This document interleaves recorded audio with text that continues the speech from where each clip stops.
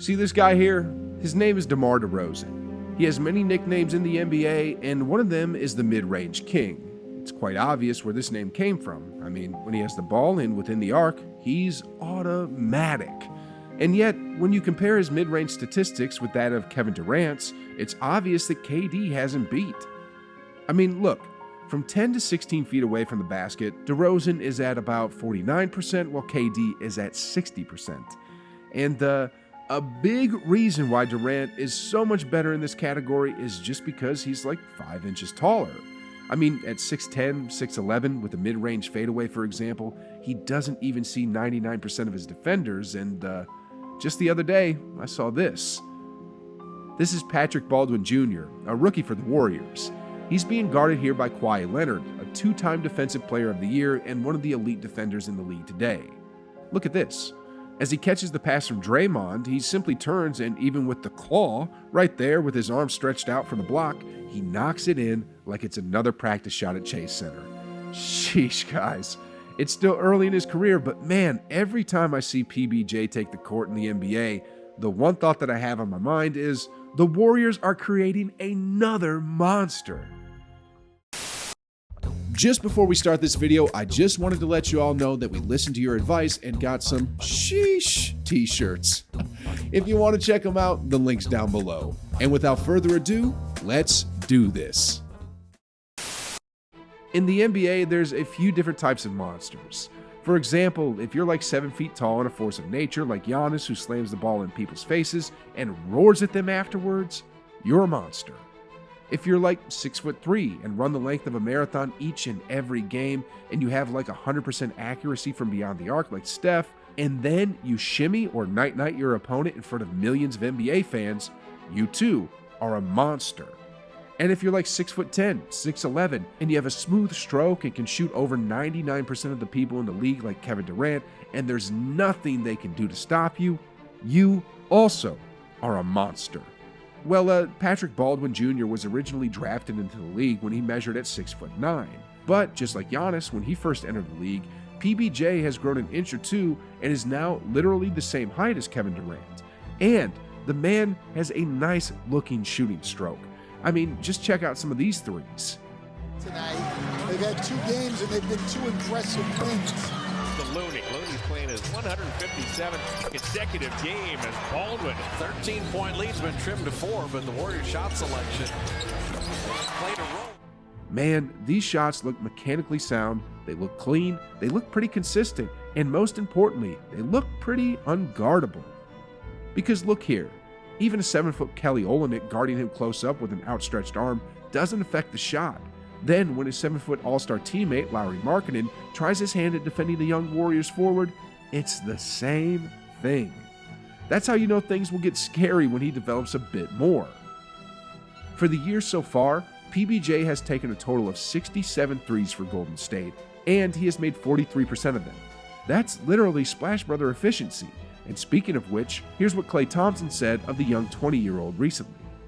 He's just oozing with potential. Beautiful, beautiful shot, perfect form. At that height, he's a prototypical main player, and he's got star potential. So I love his humility about his work ethic, and it's just exciting times. He's a great prospect. Anyway, the Warriors got a complete steal with the young forward out of Milwaukee because look, although he was the 28th pick of the 2022 NBA draft, it was only because of his injuries. I mean, in the 2021 ESPN high school basketball rankings, Chet Holmgren was the number 1 ranked player, Paolo Banchero was the number 4 ranked player, and right behind him was Patrick Baldwin Jr. at number 5. Sheesh! You know, I'm super high on Paolo Banchero and everything he's capable of doing on the court, but to think that the Warriors got a player who, before injuries, was ranked right under him? What a steal, guys. What a steal. Anyway, I want you guys to look closely here at a few plays of the young 20-year-old phenom that shows just how scary he soon could be. Here's PBJ in transition. He gets fed the ball in transition, then with just one dribble from the perimeter, he gallops to the paint with long strides and does a one-handed Statue of Liberty dunk that nobody could stop. Man, you know what I just realized? If he did that in the 2022 dunk contest, he probably would have won. Anyway, here's another play. Because of his limited action in the NBA, this one is from the G League, but still, you gotta check this out. As he catches the ball on the perimeter, he beats his man off the dribble and then finishes through traffic. It's such a simple play that you might be wondering, what's so special about it? Well, I wanted to highlight the fact that he's 6'11" with guard-like skills, just like Kevin Durant. And then when it comes to the mid-range, he has that package down too. Are y'all seeing what I'm seeing? He's literally a 6'10", 6'11", 3-level scorer.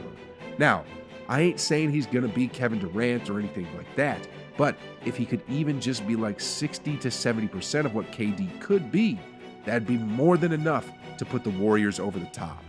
Sheesh. I mean, in JK's first year, he couldn't shoot threes, looked confused on the court as he didn't quite understand Kerr's motion offense, and it was only every here and there that he showed flashes of what he could be. And then look at his second year. He's becoming somewhat of a knockdown shooter from three. He's developed a post game, he's creating posters on a weekly basis. The difference from last year to today is literally night and day, and I could definitely see PBJ progressing at somewhat of a similar pace because of his size and a lot of the intangibles that comes with being a college basketball coach's son. You know, Ron Adams, an assistant coach who's been with the Warriors since their first championship run back in 2015, and who's been coaching basketball since 1969, had these words to say about PBJ. I told him, if we can clean up your shot, you're capable of being a 45% three-point shooter in this league.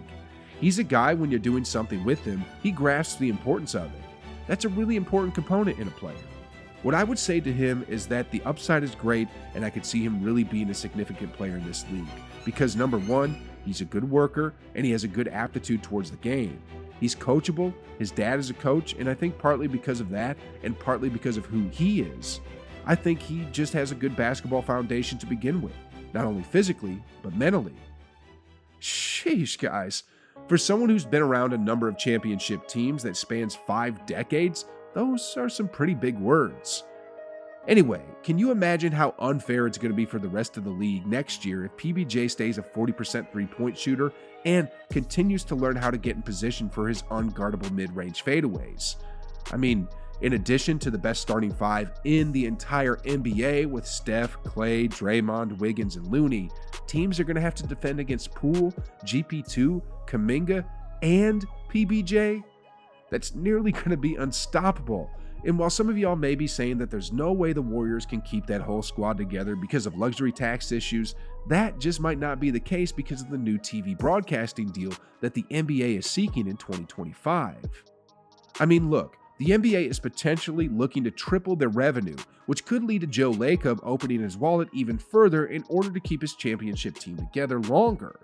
It's unfortunate that James Wiseman couldn't be a part of this timeline, but man, guys, so far this Warriors young core looks like they're well on their path to becoming all-stars and potential future champions. Anyway, what do you guys think of Patrick Baldwin Jr.? What's his potential in this league? Let me know your comments down below, and while you're at it, click on this video next.